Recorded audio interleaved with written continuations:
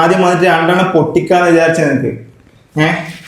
ശ്രീലാലിന്റെ അക്ഷയന്റെ wedding anniversary. അപ്പോൾ husband പറഞ്ഞു വൈഫിനെ ഒന്ന് പ്രാങ്ക് ചെയ്യണം, ഒന്ന് ജസ്റ്റ് ഒന്ന് പേടിപ്പിച്ചിട്ട് ജസ്റ്റ് സർപ്രൈസ് കൊടുക്കണം എന്ന് പറഞ്ഞു. അപ്പോൾ നമ്മൾ നേരെ പേരാവൂരേക്ക് പോകണം. അപ്പോൾ നമുക്ക് എന്താവും നോക്കാം. അക്ഷയല്ലേ, ഞാൻ ഇരിപ്പിക്കുന്നതായിരുന്നു. എനിക്കൊരു പെങ്ങളുണ്ട് 5 മണിട്ട്. പിന്നെ രാത്രി കോൾ മെസ്സേജ് അയക്കുന്ന കണ്ടിട്ട് ഞാൻ ഫോൺ എടുത്തു നോക്കി. ചങ്ങേൻ്റെ നമ്പറാണ്.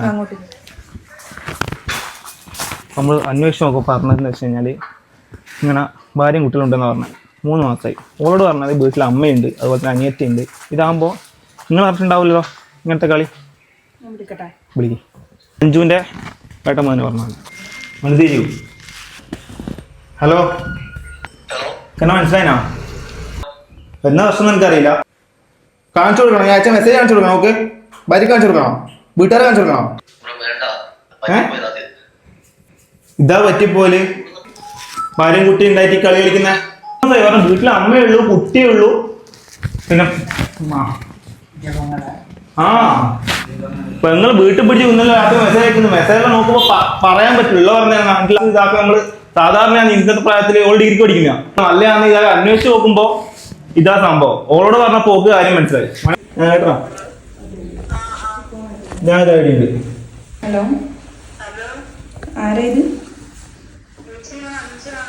എവിടെയാ വീട്? പടിയൂരാ. ശ്രീനെ എങ്ങനെ അറിയുന്നു?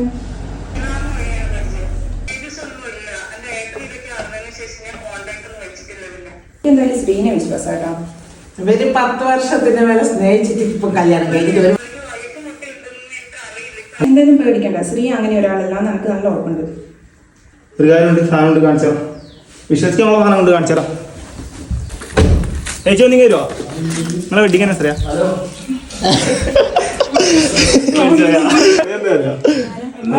ആരായിരിക്കും? ഹസ്ബൻഡ് തന്നല്ലോ. അപ്പൊ ഹാപ്പി വെഡിങ് ആനിവേഴ്സറി. പേടിച്ചില്ലേ? ഏട്ടനെ വിളിക്കാൻ നോക്കുന്നേ എന്ന് പറയില്ല, വിളിച്ചിട്ട് കൊടുത്തോളാം. ചിലപ്പോ ഓട്ടം കിട്ടാൻ സാധ്യതയുണ്ട്.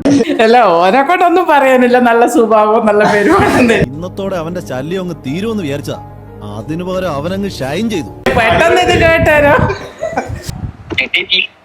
ആദ്യം ഒന്നും എത്തിയില്ല, മാറി സംസാരിക്കാം. ഇവരിങ്ങനത്തെ പണി നടന്നിനാ കൊടുക്കാണല്ലോ, നിങ്ങൾ നോക്കിട്ട് കൊടുത്തോ. അതെല്ലേ, അത് അടിപൊളി വീഡിയോ ആയിട്ട് ഇനിയും ഞാൻ വരുന്നതായിരിക്കും. അപ്പൊ നിങ്ങൾക്ക് ഇങ്ങനെ ആർക്കെങ്കിലും പണി കൊടുക്കുന്നുണ്ടെങ്കിൽ ജസ്റ്റ് കോൺടാക്ട് ചെയ്താൽ മതി. അപ്പോൾ ഹാപ്പി അല്ലേ? ഓക്കെ, എന്നാ പിന്നെ ശരി. അയ്യോ കാര്യമില്ലടാ. അപ്പൊ എല്ലാം പറഞ്ഞ പോലെ